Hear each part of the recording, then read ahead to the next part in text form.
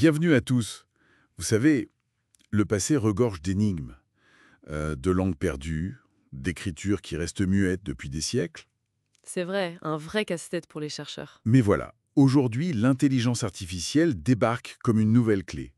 On a des sources, notamment une transcription vidéo, qui montrent comment l'IA, elle commence à déchiffrer tout ça. Oui, des choses comme les rouleaux d'Herculaneum ou même le chiffre de Copial. Exactement. Alors aujourd'hui, on va explorer un peu ces découvertes, voir ce que l'IA nous révèle sur ces mondes anciens, leurs idées, leurs rituels, et parfois, oui, des choses un peu plus troublantes. Tout à fait. L'IA, en fait, elle est très forte pour détecter des motifs très fins, des choses que l'œil humain ne voit pas forcément dans des masses de données énormes. Prenez Herculaneum. Ah oui, les fameux rouleaux carbonisés par le Vésuve. Voilà. En 79 après Jésus, dans la villa des papyrus. On les croyait illisibles. Fichus, quoi. Et pourtant, Le Vesuvius Challenge en 2023, ça a tout changé, non? Avec l'imagerie avancée et l'apprentissage automatique. c'est ça, l'apprentissage automatique. L'ordinateur apprend à voir, en quelque sorte. Ils ont pu dérouler un rouleau virtuellement, sans le toucher, sans l'abîmer plus. Techniquement, c'est fou. Et qu'est-ce qu'on a lu alors, dans ce premier rouleau ouvert? Du texte. En grec ancien, des passages d'un philosophe épicurien, Philodème. Philodème. Et il parlait de quoi? Du plaisir, de la musique, des sens, des réflexions assez personnelles en fait. C'est la première fois qu'on lit un rouleau d'Herculanum qui était resté fermé.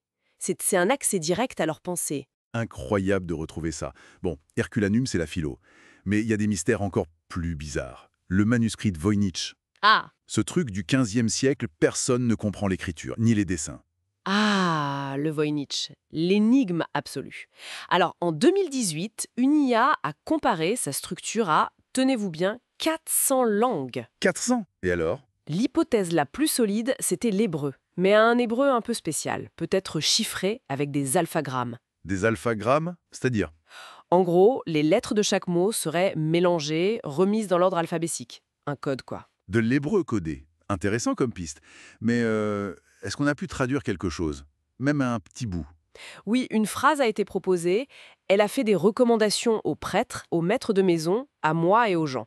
Quelque chose comme ça. D'accord. Mais attention, hein, les spécialistes du Moyen Âge sont très sceptiques. La structure globale du texte, elle, reste un mystère.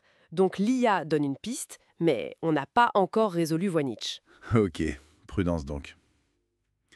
Passons à un autre code célèbre. Le chiffre de Copial. Mhm.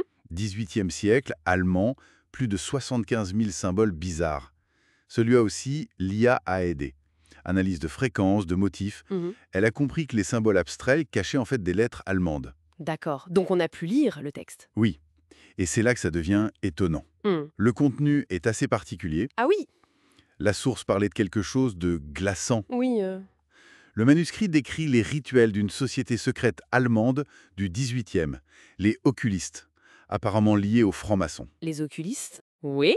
Et leur cérémonie d'initiation, elles tournaient autour de l'œil.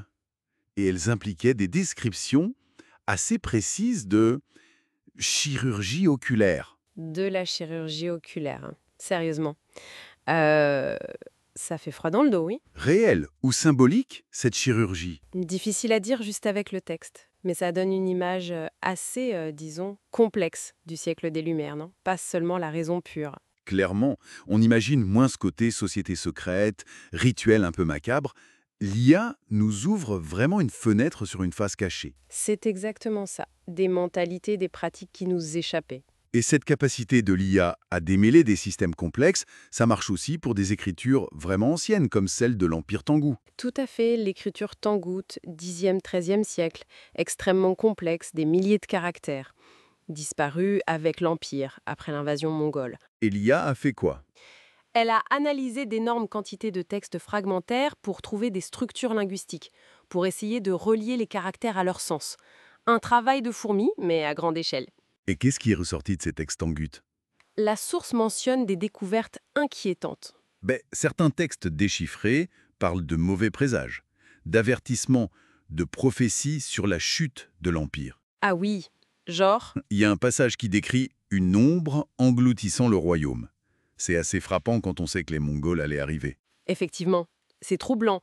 Est-ce qu'ils le sentaient venir ou c'était juste une métaphore? On ne sait pas. Mais ça nous renseigne sur leurs craintes, leur vision du monde à ce moment-là. Donc si on résume un peu tout ça, l'IA, c'est bien plus qu'un simple outil de traduction pour langue morte finalement. Tu listes les angoisses des Tangut. C'est une synergie assez incroyable entre la technologie et les sciences humaines, en fait. On réécrit un peu notre compréhension du passé. Exactement. On découvre des chapitres inédits, parfois déstabilisants, oui. Ça nous force à voir le passé avec plus de nuances. Et ça amène une dernière question, peut-être. Si l'IA peut exhumer comme ça des secrets, des visions du monde enfouies depuis si longtemps, qu'est-ce qui dort encore dans nos archives aînées? Quels autres secrets sont cachés? Bonne question. Et est-ce qu'on est vraiment prêt à tout entendre, à tout découvrir? Voilà, une pensée sur laquelle méditer.